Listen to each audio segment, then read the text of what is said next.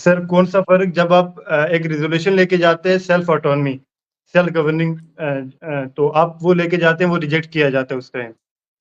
बिल्कुल उस वक़्त रिजेक्ट किया गया, इसमें कोई दो राय नहीं। वाइस प्रेज़िडेंट है उमर अब्दुल्ला साहब से ये कहा उनकी तरफ से ये कहा गया पीडीपी का भी बिहेवियर देखा जाएगा, उनकी जमात का। इस तरीके के बयान को आप किस तरह देखते हैं? एक बिहेवियर देखा जाना इस तरीके का कहीं न कहीं ये अल्फ़ाज़ आपको किस तरह लगते हैं सर? वही अटल उस वक़्त वाजपेयी साहब जिन्होंने कहा था हमारे पास अगर मेजॉरिटी होती है, तो हम 370 को दफना देंगे, खत्म कर देंगे। Floor of the house parliament में कहा था। अटल बिहारी एक स्टेट्समैन थे। अब फ्लोर ऑफ द हाउस किस अस्सलाम वालेकुम, मैं शिराज चौधरी एक बार दोबारा से आप तमाम लोगों के सामने एक नई वीडियो लेकर हाजिर हो चुका हूँ। हमारे साथ लाइव बातचीत करने के लिए मुज़फ़्फ़र इकबाल खान साहब जुड़ चुके हैं, नेशनल कॉन्फ्रेंस के सीनियर लीडर। मुज़फ़्फ़र साहब बहुत-बहुत शुक्रिया कीमती वक़्त देने के लिए। मुझे पता है आपको अभी टाइम नहीं है, लेकिन सर मैं सीधा जानना चाहूँगा जिस तरीके से पीडीपी कह रही है, पीडीपी बोल रही है हमारे पास मुगल रोड है, हमारे पास हमने जीएमसी राजौरी दिया है, उस तरीके से बाबा गुलाम शाह बादशाह यूनिवर्सिटी भी राजौरी में दी है। तो मुज़फ़्फ़र साहब ज़रा ये बताइएगा नेशनल कॉन्फ्रेंस ने राजौरी और पुंछ के लिए बिलख़ुसूस क्या किया है? जी। अगर आप गिनती करना चाहोगे तो मुझे लगता है जो 10 मिनट का आपका टाइम है ना, वो इसी गिनती आई में थिंक गुज़र आप जाएगा। मेजर डेवलपमेंट वर्क बता दीजिएगा सर। मुझे ये बताएँ, पुंछ कॉलेज किसने दिया? हर सरकार ने हुँ, कुछ न कुछ दिया है। हुँ, एसडीएम सुरनकोट और तहसील सुरनकोट किसने दी थी? हुँ। मेडिकल कॉलेज राजौरी, जो आज मेडिकल कॉलेज जो हॉस्पिटल था, वो किसने दिया था? सर वो पुंछ हॉस्पिटल किसने दिया था? पुंछ हॉस्पिटल पीडीपी की किसने तरफ दिया? से पुंछ जी, हॉस्पिटल भी पुंछ पीडीपी ने हॉस्पिटल। बनाया, राजौरी हॉस्पिटल भी जी, पीडीपी ने बनाया। हॉस्पिटल तो बहुत पहले बनाया जब पीडीपी अभी बर्थ भी नहीं हुआ सर था उसका। राजौरी की बात करूँ सर राजौरी, जीएमसी राजौरी। राजौरी है, जीएमसी राजौरी जो है, वो मेडिकल कॉलेज हो सकता है इनकी सरकार में आया होगा। जी, सैंक्शन जी। पहली सरकार में हुआ है जब कांग्रेस और पीडीपी की सरकार थी। उसी सैंक्शन उसमें हुआ है। मैं मतलब इसमें कोई मुबालगा राय वाली बात नहीं है। जी। लेकिन वहाँ हॉस्पिटल किसने दिया है? डिस्ट्रिक्ट हॉस्पिटल, हुँ, जिसमें आज मेडिकल हुँ, कॉलेज है, बिल्डिंग किसने बनाई है? तो हुँ, हर सरकार ने काम किया है। मैं नहीं कहता कि पीडीपी ने काम नहीं किया, पीडीपी ने भी काम किया होगा।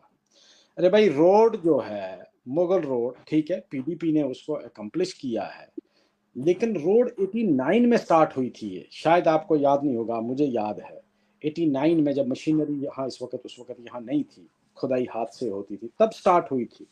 ये कोई हुँ। ऐसा नहीं है कि आप ये कहोगे किसी एक गवर्नमेंट का ब्रेन चाइल्ड है। हाँ, जब गवर्नमेंट के पास रिसोर्सेज़ आए, उन्होंने इसको अकम्प्लिश किया, इसको तैयार किया। पीडीपी ने भी काम किया, लेकिन आप कहोगे कि पीडीपी के पास है और बाकी किसी के पास कुछ नहीं है, ऐसा भी नहीं है। सर ब्लॉक पीडीपी किसने की तरफ दिए? से ये कहा जा रहा है कि मेजर डेवलपमेंट जो बड़े वर्क हैं वहाँ पर जब वो उनकी हुकूमत में उन्होंने सबसे बड़े मेजर डेवलपमेंट वर्क जो है राजौरी पुंछ में किए हैं। इसलिए वो आज इलेक्शन लड़ रहे हैं, वो बता सकते हैं हमने ये काम किए हैं। उस तरीके से नेश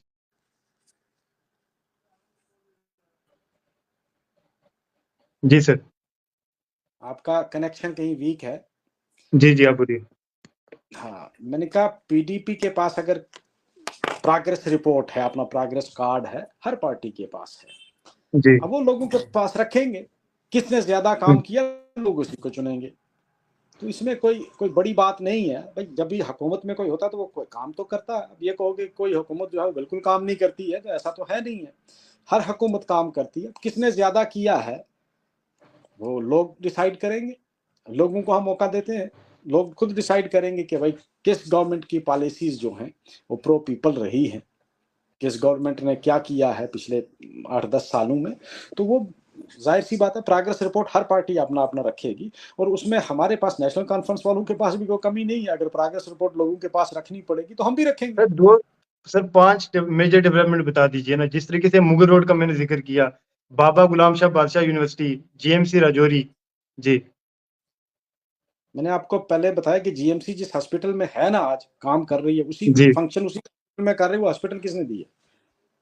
हुँ, पुंछ का हॉस्पिटल किसने दिया है? पुंछ हुँ, कॉलेज किसने दिया है? राजौरी कॉलेज किसने जी। दिया है? अब कितने काम आप गिनवाओगे? ये जो सड़कों का जाल उस है, ये रातों रात तो नहीं बिछा। 17 17 ट्राइबल हॉस्टल पीडीपी की वो टाइम में। हॉस्टल तो पहले बने हुए हैं यार, ट्राइबल सर हॉस्टल जो ट्राइबल है। ट्राइबल मिनिस्टर साहब जुल्फकार चौधरी साहब हुआ करते थे। अरे मेरे भाई, ट्राइबल जो रजौरी का गुज्जर बकरवाल हॉस्टल है, वो मेरे ख्याल में पिछले 30 सालों से चल रहा है। अब आप उसको कहोगे कि नहीं जी वो पीडीपी ने दिया है। दो एकलव्य मुझे मॉडल बताओ, स्कूल। पहाड़ी हॉस्टल जितने भी हैं वो किसने दिए हैं? जी। वो तो फारूक साहब की सरकार में हुए, जब 96 में वो बने।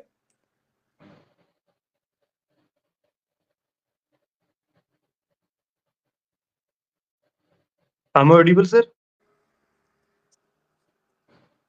हेलो जी जी। सर, आवाज आ रही है मेरी? हाँ आ रही है, आ रही है। सर जरा ये बताइएगा, आज सोर्सेज ये पता चल रहा है और काफी सोशल मीडिया में ये बातें हो रही है, इवन जुल्फकार चौधरी साहब की तरफ से भी ट्वीट किया गया कि इलेक्शन को डेफर करना चाहिए, क्योंकि मुगल रोड भी बंद हो जाती है बर्फबारी की वजह से। फिलहाल के तौर पर थर्ड फेज से फिफ्थ फेज में शिफ्ट करना चाहिए। इस पर क्या बोलते हैं सर? मुझे नहीं लगता है कि कोई जवाज है कि आपकी मुगल रोड बंद है और इसलिए आप इलेक्शन डेफर करेंगे। मुगल रोड 6 महीने 7 महीने तो वैसे भी बंद रहती है, और हम्म। जब भी तो वो बंद हो जाएगी। ये क्या जरूरी है, क्या लाजम कि आप 15 दिन के बाद ये रोड खुल जाएगी और फिर बंद नहीं होगी? अभी खुली थी, एक हम्म। हफ्ते में बंद हो गई। तो कोई ज्वाला के इलेक्शन को पोस्टपोन करने के लिए डेस्परेट है भाई। उनको कोई कैंडिडेट बीजेपी को नहीं मिल रहा, और बीजेपी का ये अटेम्प्ट है कि भाई इसको डेफर किया जाए। मुझे नहीं लगता है कि इलेक्शन कमीशन इस वक्त इस स्टेज पे, जबकि 2-3 दिन रह गए हैं अब नॉमिनेशन फाइल करने के लिए, तो ये इलेक्शन को डेफर करेंगे, मुझे लगता नहीं। मुजफ्फर साहब जरा ये समझाने की कोशिश करिएगा, क्योंकि लोगों में भी कंफ्यूजन है। पीएचडी बनाने का अक्सर असल मकसद क्या था? क्या पीएचडी में ऐसा था कि पीडीपी और नेशनल कॉन्फ्रेंस और दीगर जमात जो उसका हिस्सा थी वो इलेक्शन मिलकर कॉन्टेस्ट करेंगी, या नहीं, क्या मकसद ऐसा था? जी। बिल्कुल नहीं, ऐसा बिल्कुल नहीं था। पीएचडी जब बनी थी उस वक्त इलेक्शन दूर दूर तक नजर ही नहीं थे, दे were not in hmm. Site. कहीं भी उस हम्म। वक्त कोई इलेक्शन का कोई सवाल ही नहीं पैदा होता। पीएचडी का पर्पस अलग था, और वो जब तक वो पर्पस जिंदा है, पीएचडी जिंदा रहेगी। पार्टियां उसमें शामिल भी होंगी, कुछ जाएंगी भी। मैं नहीं कहता कि सारी पार्टियां आज मौजूद हैं जो उस वक्त मौजूद थी, और जो आज मौजूद नहीं है वो कल नहीं होंगी। हो सकता है कल वो पार्टियां भी वापस इसमें पीएचडी में शामिल होंगी। पीएचडी कोई एक पॉलिटिकल पार्टी का ना तो एजेंडा था, वो तो तमाम लाइक माइंडेड जितनी पार्टीज थी उनका एक कॉमन एजेंडा था, कॉमन प्लेटफॉर्म था। उस प्लेटफॉर्म पे पार्टियां आती रहेंगी, एंट्री भी होगी, एग्जिट भी होंगे। सर जरा ये बताइएगा, नेशनल कॉन्फ्रेंस के सूबाई जो वाइस प्रेसिडेंट है उमर अब्दुल्ला साहब से ये कहा, उनकी तरफ से ये कहा गया पीडीपी का भी बिहेवियर देखा जाएगा, उनकी जमात का। इस तरीके के बयान को आप किस तरह देखते हैं? एक बिहेवियर देखा जाना इस तरीके का, कहीं ना कहीं ये अल्फाज आपको किस तरह लगते हैं सर? बिहेवियर जाहिर सी बात है कि भाई वो इलेक्शन कैंपेन में वो किन चीज़ों को लोगों के सामने पेश करते हैं। और जाहिर सी बात है, जब इलेक्शन कैंपेन में कोई भी पॉलिटिकल पार्टीज जाएंगी तो वो एक दूसरे पर इल्ज़ाम तराशी भी करेंगी, और हम तो रिस्ट्रेंट बरतेंगे कि भाई पीएचडी जो है, ठीक है, इलेक्शन लड़िए अपनी अपनी जगह, अपने अपने एजेंडे पर, लेकिन हम हम्म। किसी पार्टी पर या किसी की ज़ात पर हम कीचड़ उछालेंगे नहीं, ऐसा कभी भी नहीं होगा।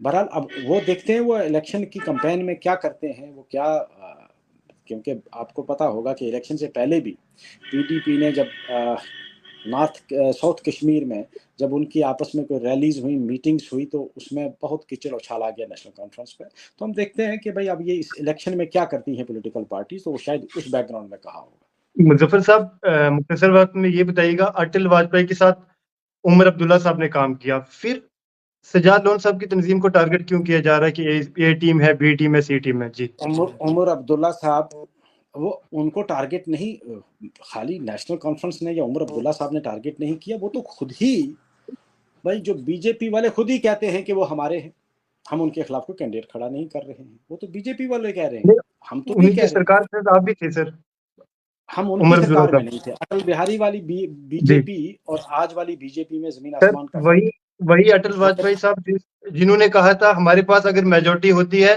तो हम 370 को दफना देंगे, खत्म कर देंगे, floor of the house parliament में कहा था। अटल बिहारी एक स्टेट्समैन थे। अब फ्लोर ऑफ द हाउस किस बैकग्राउंड में उन्होंने ये कहा मुझे उसका ना तो नॉलेज है ना मैंने सुना है, लेकिन अटल बिहारी वाजपेयी एक स्टेट्समैन पार एक्सीलेंस थे। उनके साथ काम करने में और आज की जो बीजेपी है इसमें और आज की बीजेपी की जो आइडियोलॉजी है और उस वक्त की जब हेडेड बाय अटल बिहारी वाजपेयी साहब, उस बीजेपी और आज की बीजेपी में बहुत फर्क है। सर कौन सा फर्क, जब आप एक रिजोल्यूशन लेके जाते हैं सेल्फ ऑटोनॉमी, सेल्फ गवर्निंग, तो आप वो लेके जाते हैं, वो रिजेक्ट किया जाता है उस टाइम। बिल्कुल उस वक्त रिजेक्ट किया गया, इसमें कोई दो राय नहीं कि जब हम भेजा हमारी तो जो बेसिकली जो मुखालफत जो नेशनल कॉन्फ्रेंस की शुरू हुई वो उस रेजोल्यूशन ही बुनियाद बना जिसमें ऑटोनॉमी मांगी थी यहाँ से असेंबली ने। और इलेक्शन से पहले ये चीज़ तय भी हुई थी कि भाई हम जम्मू कश्मीर को ऑटोनॉमी रिस्टोर करेंगे जो ही गवर्नमेंट बनेगी। उस कंप्रोमाइज़ की बिना पर असेंबली से विद मेजॉरिटी 2/3 मेजॉरिटी एक रेजोल्यूशन पास करके भेजा गया। अब भेजने के बाद उसको उन्होंने ठंडे बस्ते में डाल दिया।